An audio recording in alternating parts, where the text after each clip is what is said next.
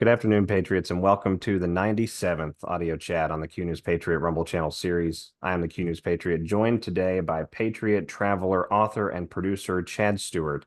My name is SG Anon. One of the very exciting parts of the discussions we get to have on the Q News Patriot channel is that we bring together all walks of life and all different manner of stories, both creative and professional, and sometimes blended in nature in ways that I don't think, or that I've not seen anyway, that we can do in many other places. Chad is an exciting guest to have on the show, having authored a children's book series and no children of his own. But after hearing his story, I think that many of you out there are going to be profoundly impacted and heartily encouraged by the efforts patriots are making all around the world to reclaim the culture war and to take back the wonder and the arena of the children's mind and development and growth into the future. It's an honor to have him on the show. Chad, thank you very much for spending some time with me today.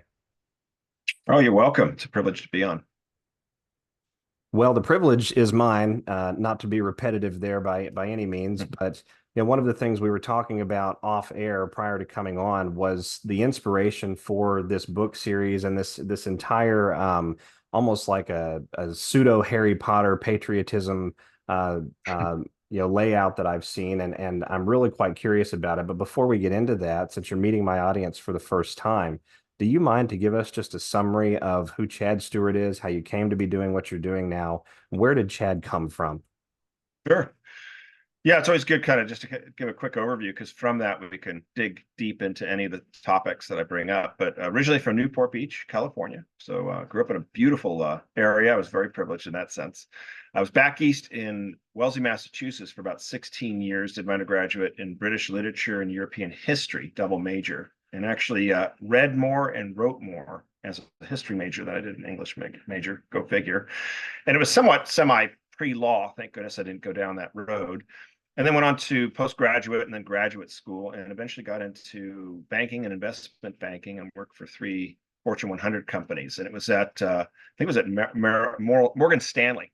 And I come from a creative background. I'll talk a little bit about that too. But I was dying to do something creative. It really wasn't for me, the corporate world. It was very stale, very boring, and very systematic, if you will, and very sort of typical. And I was sent down to this boring seminar, Providence, Rhode Island. I think it was insurance. It's just brutal on the weekend, and I had to go. And I'm trying desperately to pay attention and take notes, and be proactive. And I started to drift, and I started to doodle. And I doodled a simple circle, 3 lines, a basket, a boy and a girl, and I wrote the boy and the balloon. And for some reason, that image and idea just resonated with me. And I thought, gosh, wouldn't that be a fun story? And this idea of really of going back to childhood, and you mentioned the word wonderment, and I think I love that word wonderment. The wonderment of childhood and bringing that childhood back. And there's a great quote by Picasso. He says, "All children are born artists, but to remain an artist as we grow older is the difficulty." And I think we are. I think all children are born creative. I think all children are born artists. And so anyway, so I took that idea home, and it was on that weekend, and literally just on one piece of paper, bullet points, I just started to kind of outline this idea of the story. And it takes place in England, present day, starts up in Yorkshire, Northern England, at this horrible orphanage called Weatherly Orphanage. It's about Tom. He's 12 years old. He's an orphan. He's been an orphan his whole life. He's been at Weatherly for 6 years. And this is the year he's going to escape.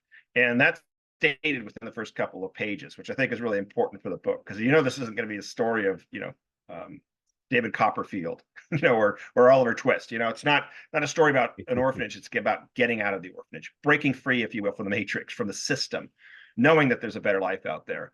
And he's not going anywhere without his best friend Sarah. Eventually, they commandeer a hot air balloon, start flying all over England, from Oxford to Windsor to London, and finally down to Canterbury. But they're chased by the illustrious Detective Gowerstone, renowned for capturing runaway orphans and lost children. And he's sort of a combination of Sherlock Holmes and James Bond. And so that was kind of it. That was kind of the gist of it. And I was kind of picking some great places. I lived in England off and on for about 2 years. Loved the country, obviously researched it a lot, loved the British novelists like Dickens and Jane Austen. And so sat down, took me 4 years, 2,500 hours to write book one, Britfield Lost Crown, of what would eventually become a 7-book series. And from concept and doodle to actually launching in August 2019, it took me 10 years. 10 years of hard work, dedication, commitment, probably over 10,000 hours of dedicated time. rejection, frustration, you name it, as really any big enterprise, company, or endeavor takes. And we're sort of in this flashover substance society, as I said so many times, and everybody wants it now. And you see the successes, and none of the successes are real. Most of them are fabricated to begin with. But really, every overnight success takes between 1 to 2 decades to accomplish. That's real. That's reality. And the difference between a hobby and a profession is about 8 to 10,000 hours. And most novelists never break through the glass ceiling until their fourth book, and that's about 8 to 10,000 hours later also. So we launched in August 2019, and it was always my intention. The schools have always been my beachhead from day one. Retail, yes, we'll get there, bookstores, all the other stuff, but it was the schools. It was directly at the elementary, middle schools, and getting in. That was our beachhead, getting there. And so we launched a national school tour, and I ended up driving 9,000 miles, visited 23 states, presented over 200 schools to more than 40 to 50,000 students. And I saw it all, private, public, Catholic, Christian, charter, homeschool, you name it. I was there. Small libraries of 80 students, huge auditoriums of 400 4th through 8th graders, and just gave these really, really fun, exciting, dynamic talks. And really, I was there as kind of as a best-selling author, because by then the book really took off. Award-winning best-selling author.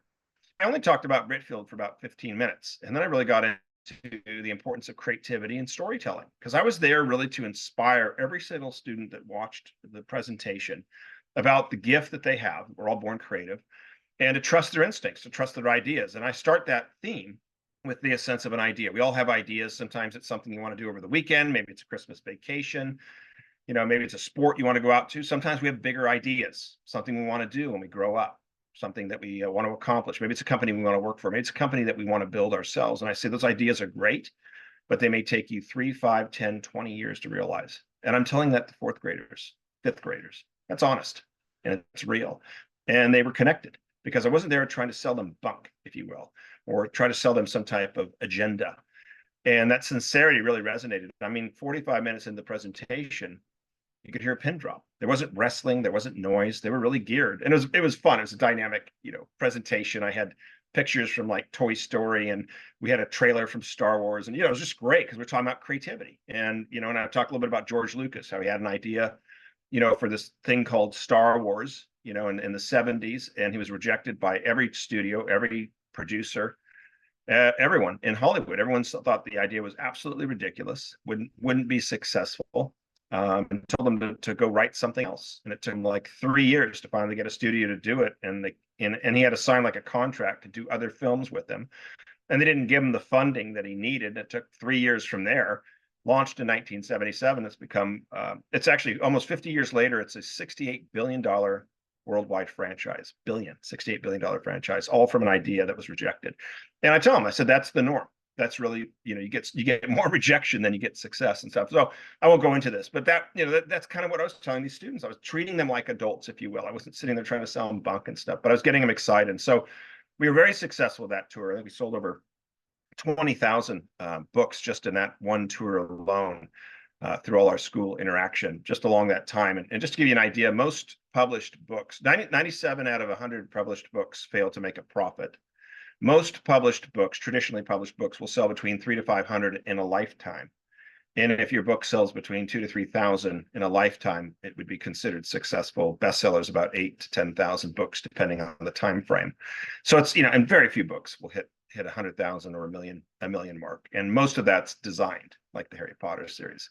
So anyway, it was really exciting. It really kind of launched everything. And then since then, it's really now a 7-book series we launched. And I think what's made the book so popular, and we can dig into this too, is number one, it takes place in present time. So we're kind of in this era right now, right, that is saturated with post-apocalyptic stories, vampires, witchcraft, demonology, superheroes, demigods, anything and everything except reality. And it's designed for 3 things, 3 reasons. 1, disconnect kids from reality. Number 2, make kids feel less than they are. Isn't that the truth? You're reading Harry Potter, and it's like, oh, it's exciting and it's fun, but you're not, how do you solve problems with a wand or with witchcraft or a magic cloak? You don't. So it's not teaching you anything. And number 3, these books are really dark, and they have a lot of, if you will, subliminal type of wordologies and occultism, and especially in the whole Potter thing. So that wanted to impact that market. So really what's great about Britfield is it takes place in current day, present time. They're as authentic as real. We don't use any of those devices like magic, witchcraft, fantasy. We include geography, art, architecture, culture, history. It's based on family, friendship, loyalty, courage, faith, and hope.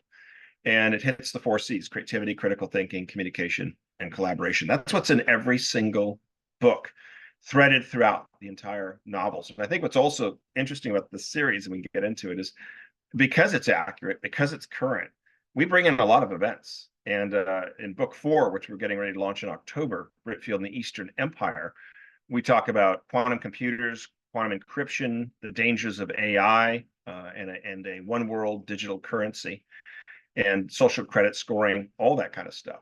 CCT cameras that can read your retina, that can read that can pick up your voice and match you. I mean, you could be wearing a mask or something like that. Okay, it could pick up your mannerisms, your walk. I mean, it could do all that kind of stuff. We actually include all that in these stories. It's threaded through. It's not the main story, but it's real. And so it is this generation's book series. And so and then in 2021, we launched book 2, Britfield and the Rise of the Lion. That takes place in France. Tom and Sarah, the main characters, now 13. Book 3, we launched Britfield and the Return of the Prince. We launched that in September of 2022. Takes place in Italy. That's 575 pages. Tom and Sarah, now 14. And then book 4, which we're getting ready to launch. And then book 5 will be in Asia. Book 6 will be in South America. Book 7 will be in the United States. And then by then, Tom and Sarah are 18 years old. So it's a worldwide tour. It continues. So it's not like stories along the way. It's like 6 months later, this is where they are, a year later, sometimes they're trapped, sometimes they're somewhere else. And so it's just been very exciting. We've gone global as of July, and we launched in Britain in June this year, which was pretty cool. So we're like literally rolling off across the country, getting books printed in Cornwall. And then our distributor, Gazelle, is up in Lancaster, which is northern Britain, which is close to quote unquote Weatherly, which is kind of cool. So, and then we've sold the international rights to Poland. All 3 books have been translated into Polish. We've got 18 other countries, about to lock in India, South Korea, Japan, and then a plethora of other countries, which is incredible, which means they'll buy the rights and then translate it into their language. We will start our worldwide 3-year tour in March of next year. And then every book will be followed by major motion pictures. So we're now in pre-production of the first of 7 major motion pictures. And I'll stop there. That's a lot of words. Indeed. And I have so many questions for the audience out there, but and that would take prohibitively longer than what we have here. But one of the questions I have sort of comes back to my comment a moment ago with respect to Harry Potter. That was not an off-the-cuff comment that I chose there, because fundamentally Harry Potter shaped an entire generation, Yep. indeed my generation of individuals out there, and really Sure. made a massive impact on how the world around us was interpreted, right down to our physical senses, our see it, hear it, smell it, taste it, touch it abilities, and of course our spiritual sensitivities as well, tied up right along, blended with the occultic agenda there. And you Sure. brought up something that was very interesting and important, and it's something I think sometimes slips past Patriots, and it's the importance of what's being created within the psyche, what's being created within the consciousness of the child or children that are reading a text. It's fundamentally altering and augmenting how they're going to interact with the world when they're finished with that text. And if they feel inadequate, incapable, other than, maybe is the best way to say it, such as books like Harry Potter and others, sort of implicitly create, it can really be the beginnings of a significant identity and self-worth crisis. And we know that both identity and self-worth are at the basis of a great deal of fear and trauma-based programming that has then foisted upon the generations, typically from the age of 17 to 25, as they move outward and into the world.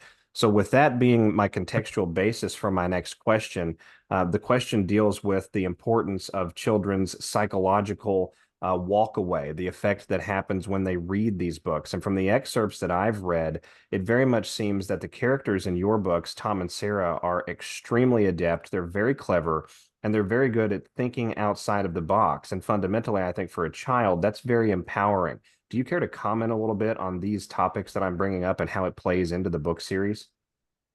Sure. Yeah, it's very important too. And it's interesting too, because I'm a male. So like, Tom is kind of the lead character and Sarah's his best friend. But I'll be honest, Sarah's actually my favorite character.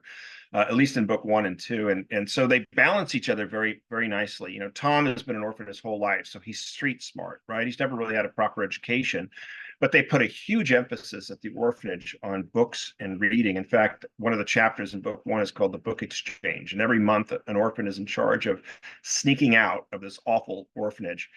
It's a huge grounds. It's all gated in and stuff. And so you have like Weatherly, and then you have the Mr. and Mrs. Grievous who own it. They have this beautiful Victorian house, and that's where all the money goes. And so one of these kids have to sneak out, cross about 100 yards, sneak into the library, and they already have a book, and they exchange it, for another book, and they never recognize it, of course. And they come back, and then all the kids will read this, and it's everything from, Great Expectations to The Lion, the Witch, and the Wardrobe to the Count of Monte Cristo. And so they're educating themselves. And so I wanted to kind of put that thread there, that I've always put this great emphasis on reading great literature and reading and sharing and importance on books and even libraries. And then again too, like with Sarah, she's an only child. She's from Scotland. She came from like the best prep school in Scotland. Her parents were very affluent, and she's a newer orphan. Both her parents were killed in an automobile accident 2 years prior. And so what you have is you really have a great dynamic between the two of them. She's very well educated, but she's not street smart. And they balance each other very well throughout the whole story. So it's not kind of always the damsel in distress by any means. In fact, when they're breaking out through the secret tunnel underneath Weatherly, Tom kind of sees a mouse or a rat, leaps back. He's like, "Oh, what the heck?"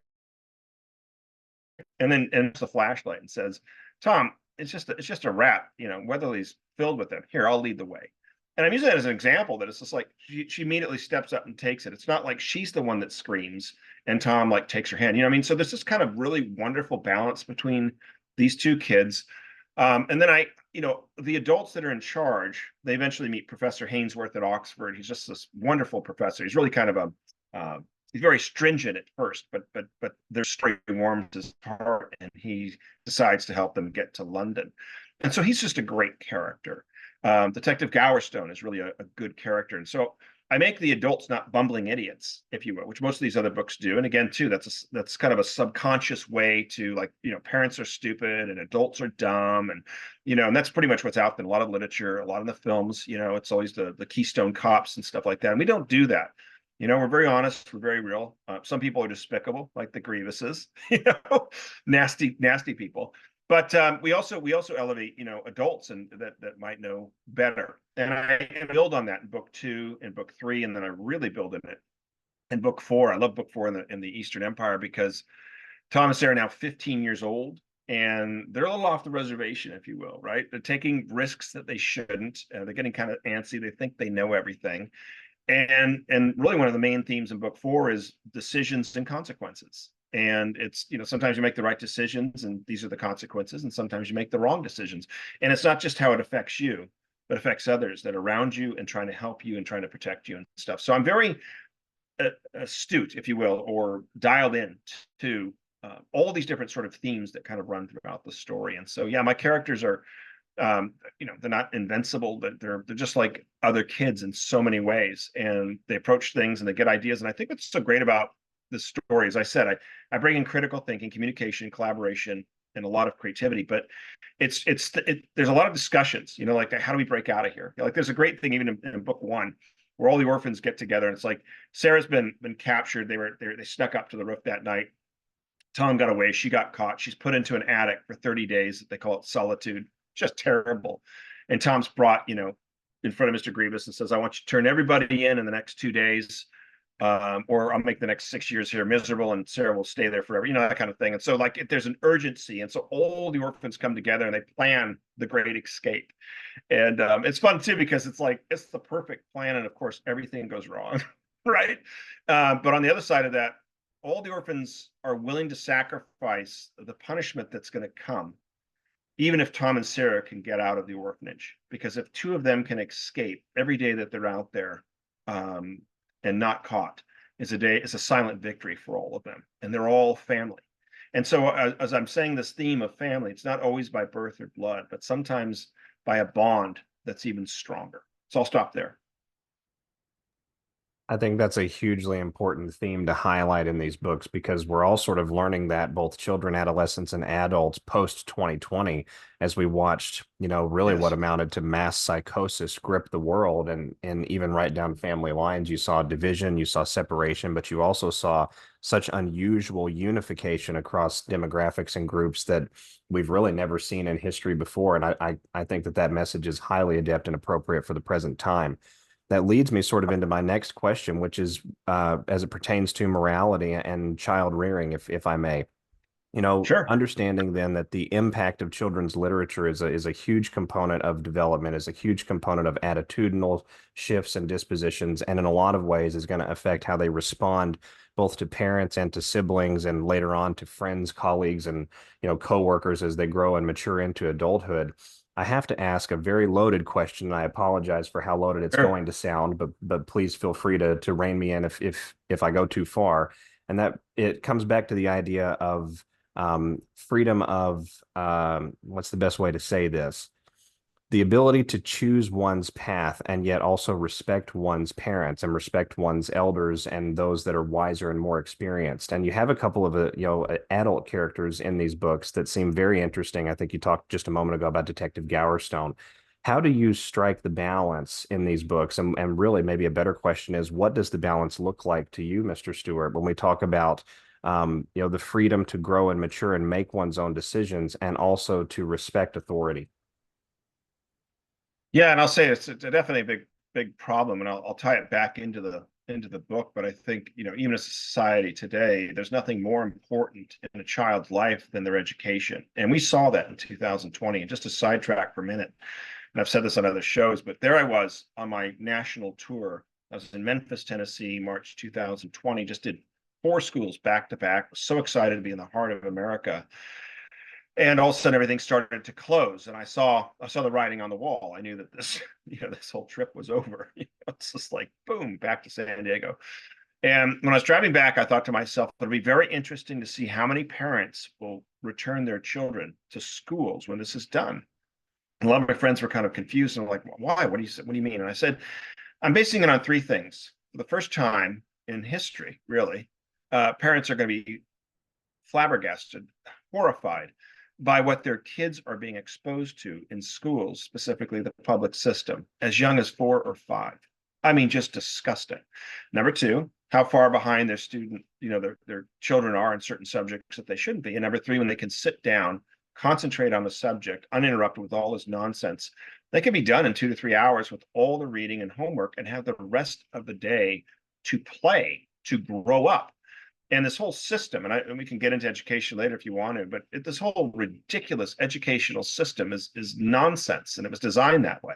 It's designed on a 19th century industrial model. It's a factory model, and the idea and the audacity to send your children to one of these socialistic, if not communistic, institutions for 40 hours a week, and the only qualification of being in that classroom is that you're 12 or 13 or 14. And then it's the whole educational system. And I'm saying this to answer your question, that your children's education is critical and vital, and time you spend with them is critical and vital, and bringing creativity into their life and whatever it is. I mean, you should be spending, at least one day a week, with your kids, whether it's Saturday or Sunday, you're doing something fun. You're going to the park and building a kite and flying it. You're walking the tide pools and just looking at stuff and discussing it. You're going to the library, picking out some great books for an hour. You go to a museum and you just walk into 2 or 3 rooms. You don't have to see the whole museum. Ask your children, what do you think? What's your favorite picture? Tell me why. And then go out and grab a burger or something. But expose them to all these wonderful elements of, if you will, creativity, culture. And I tell you something, they won't remember the schooling, they won't remember the tests, they won't remember much in their life, but they will remember the time spent with you. I still remember a vacation that I took with my parents in 1977 in Colorado. It's nothing spectacular, but I remember it, and it was fun. And I was reading The Mouse and the Motorcycle by Beverly Cleary. But I remember that, you know what I mean? I remember we went to this beautiful hotel in Colorado Springs and stuff. So these are the memories that impact them. I mean, I remember on Saturdays, going down to the park with my dad. He'd read his paper for an hour and play around in all the trees and build forts and stuff. That's the stuff I remember. That's the stuff that influences me. And so it's so vital and important. So I'm trying to instill, if you will, that idea and that philosophy that number one, the book series in and of themselves, book one's in England and we cover England and we bring in all this great history and culture and ideas. Book two's in France. So we bring in all this beauty and art and architecture and scenery and different modes of transportation, everything from the tube in England to a bus, to a car, to a hot air balloon, to planes, to you name it. We include it and we bring it in. And just having the kids talk and communicate all the time, and coming up with ideas, and well, that won't work. Well, why not? Well, what if we did this? And it's setting these examples, and we know that we're having impact on our audience because we receive hundreds, if not thousands, of feedback letters from across the world. I mean, Germany, South America, South Africa, Australia, New Zealand, you name it. I mean, we're getting feedback from parents, from teachers, from librarians that love this series, but the kids really resonate with it. And I have a lot of 12, 13, 14-year-olds that will write a letter, often their mom will sort of type it out for them, but they're connecting with Sarah because she's real. They're connecting with Tom. See, Tom's not a vampire. Tom's not a witch. Tom's not a demigod that has superpowers. I mean, this is just all nonsense and disconnect from reality. And so we're setting through these kids really good examples, not perfection because it doesn't exist on this side of heaven, but really good examples of approaching things. And when Tom makes a mistake, he says, "Hey, I'm sorry," or "Boy, that was stupid. I won't do that again." But they're willing to take risks and they're willing to try things. I'll stop there. I appreciate the thoroughness of that answer because my audience is going to be, well dialed into the importance of family, the importance of parenting, child rearing, and education, and reclaiming that pulpit, reclaiming the mind Yes. of the children. Because when we control, that's not the way to say it. When we invest in the minds of the children, we control or direct, maybe is a better way to say it, certainly influence the direction of our civilization and our society as we go forward. It comes back to that age-old quote, and I think the quote was popularized in its most modern form by the late Adolf Hitler, discussing controlling the minds of the children and the future and destiny of the entirety Sure. of the nation and the civilization. So that leads me to my last question, Mr. Stewart, and that's going to be with respect to Britfield and the vision for the future. You said that you've worked with public education institutions. You all are going global in footprint. There's books to come. Clearly, each of these books that have been released so far hits a different geographic area, a different culture, a lot of different educational, historic, archaeological material included in a great deal of that, as well as that spiritual journey that all of us are sort of on. And, that's sometimes a lot louder in scope when we're children.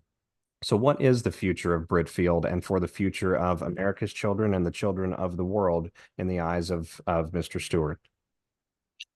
Yeah, I'll just answer that in one sentence. I'm only kidding.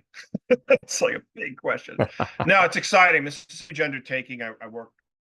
I walked your audience through sort of the beginning of it. I had no idea things would be so hard, and I have no idea they'd take so long. It's very typical, if you will, though. Anything of value takes a long time. So we're getting excited about launching book 4, and then I'll start on book 5 next year. And I just love it because we're also what I've done with book 4, Britfield and the Eastern Empire, starts in Vienna and ends in Moscow, Russia. Isn't that interesting? And I include 11 countries in book 4 now. And then I'll do that in Asia. I'll include like 8 to 10 countries, and then I'll do that with the rest of the series in the United States. And so I'm including a lot more than just one country at a time. And so that's fun. It's all the cultural wonderment of these countries. I'm always trying to bring out the best of people, the best of the countries. There's always this thread. There's a cabal, if you will. They're called the committee that's behind the scenes. They're trying to stop Tom and Sarah. They're trying to stop the resistance. They're trying to stop the Britfields that represent, goodness and holiness, if you will, and sort of a godly quality.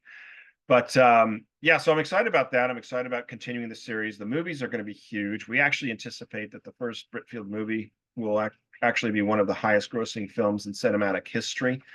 And we could talk about that if we have any time left. But it's just what we're trying to do with literature right now is we're trying to elevate literature, trying to bring it to that next level and set a new standard. And the fact that we're so successful so far, and we're just getting warmed up. We are just getting warmed up. I mean, really, everything I've done for 5 years has been a soft launch, and we just sort of rolled out in July globally, and we're building on that right now. So we have a huge amount of infrastructure in place and stuff, but we're just trying to elevate to the next level, and we're seeing it already. Because let me explain that. So when kids will suddenly read, Britfield Lost Crown, we've had so many children get back to us and say, this is my favorite series. I've had some kids that have read book 1 7 or 8 times, if you can imagine. We're getting feedback all the time, like, when's book 4 coming? When book 4 coming? One of my favorite comments was from a friend of mine, this is years ago, and her daughter Iris, I think she was 8 or 9, and she got the Britfield book, loved it, read it 3 or 4 times, and then she turned her entire room into an explorer's room. And that's kind of coming back to that cultural impact. And I thought, isn't that cool? I don't quite know what an explorer's room looks like. It probably has a map, there's probably some pretty cool pictures of England. There might be a compass or something. But I thought, isn't that a lot better than a room of witchcraft? Disgusting. Or vampires. And so, so we're excited about the films. If all goes well, we'll be filming in England next year. We've already got our cast together, if you will, our dream cast, if you will. We're looking at directors. A lot of things are going to be moving over the next couple of months in the world of film. That'll be huge. Let's be honest. Film has that major impact. And then we actually transitioned the first Britfield Lost Crown book into a theatrical play specifically designed for elementary middle schools. Took me 18 months to translate the 384 pages into a 90-minute 2-act play. We piloted it a couple of years ago to great success over 4 nights at a middle school. And then we launched it globally this year. And I'm actually now, literally, as we're speaking, in the process, we're going to be doing a live broadcast in November of the entire play, coordinating with a nonprofit, bringing in kids that are going to be introducing each episode, and a school with a whole theater group that are going to be doing the live broadcast radio show. And I just got done today, because at first I thought, well, let's just take the play and do a live broadcast. But I had no idea, like, I was thinking like very different, right? The vocabulary is fine. It's the same kind of, but it's very different from a play to a radio broadcast. You have to have someone narrating the scenes, telling what the setup is, or how they're dressed, right? Versus just descriptions in a play. It took me 4 days. I finished at 1 o'clock Tuesday, to literally go through the entire play and make it into a radio broadcast. That was something I was not expecting to do. Incredible. But these are kind of some of the fun things we're doing. And it's always about including the schools, including the kids, getting them involved. And really, our goal is to bring creativity back to the classroom, which is the #1 most important skill set in the world. And we as a nation, and even globally, for the last 30 to 40 years, are in a creativity crisis, all by design. Get creativity out of kids. You don't want them thinking critically. You don't want them thinking, creatively. You don't want them thinking outside the box or brainstorming. And so that's what we're trying to do with this series, is to instill it back into them and get them thinking creatively and critically and independently and communicating and having, if you will, children that are worthy to look up to or to emulate. So anyway. Remarkable. So I have just one. I said that was my last question a moment ago, but I suppose I have one last question, and that deals with patriots who may wish to help support some of these other arms or some of these media development components for the Britfield. We obviously know that patriots can go and purchase the books, and I think they can go to Britfield.com to do that, if I'm not mistaken. But for folks that want to connect and perhaps even invest more, or come and support the work actively on the ground, how is the best way for them to reach out and get in touch? Yeah, they can go through the website, the Britfield.com website, or just media, MEDIA at Britfield.com, media at Britfield.com.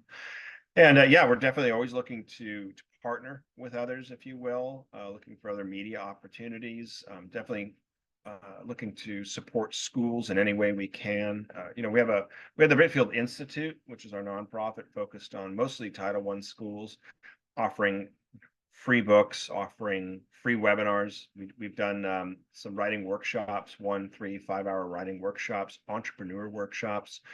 So yeah, so it's about really inspiring this generation. And just like you said with that comment, give me one generation and we'll change everything. And that's what we're trying to do. Our beachhead and our focus is the next generation of kids. That's where we're at. That's our focus.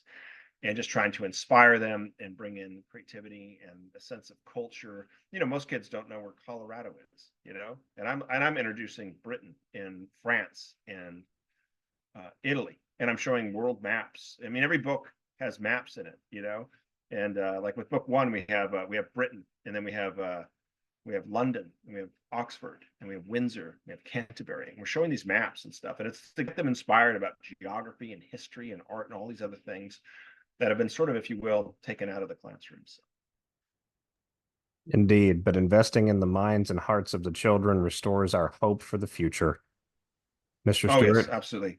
I have to say it has been a true pleasure, and I very much appreciate you taking some time to come on the show and discuss this series and the background behind it. That was what was most interesting to me is the fact that this has been laid so very heavily on your heart in a spiritual manner. And you've really Yes. brought to life, I think, a major weapon of culture war that is helping to restore not only the wonderment in children, but the faith in parents that literature. That's what I'm trying to say. I was going to say textual exchange, but literature, the faith in the parents for that literature to help guide those children and help amplify those dreams rather than create those feelings of inconsistency and inadequacy that we find in so much of our children's media over these last few decades. For Patriots out Sure. there, Yeah. oh, indeed, I was sir, I just going to say, apologize. like I burned my bridge a long time ago. There's no going back. It's all in. And this is the next, quarter of a century of my life. And so be it. It's exciting. And it really is. It's one day at a time. It's one child at a time. It's one school at a time. It's one teacher at a time, one library at a time. It's just taking it that way. You know what I mean? And sometimes having huge, broad impact and sometimes just singly. But it's so exciting to get the letters and to see the impact that we're having on children. I mean, it's interesting. Our youngest reader's 7, our oldest reader's 93. 55% of the reading audience are adults. We get feedback all the time from parents or people 50, 60, 70 years old that just loves the Britfield series. And so that's exciting. That's that wonderment coming back full circle, that we should never lose that childlike quality that we were born with. So I'd say that's wisdom to rival that of Solomon. For hmm. Patriots out there, I hope you very much enjoyed the conversation just as I have. I'm glad to have brought this conversation to folks. And for the audience, if you'd like to connect and learn more, please go to Britfield.com. You can navigate to the links there and reach out, support the series, perhaps even get involved in the work yourself. I'll be back with each of you again soon on the Q News Patriot channel. Thanks, everyone. God bless. Bye bye.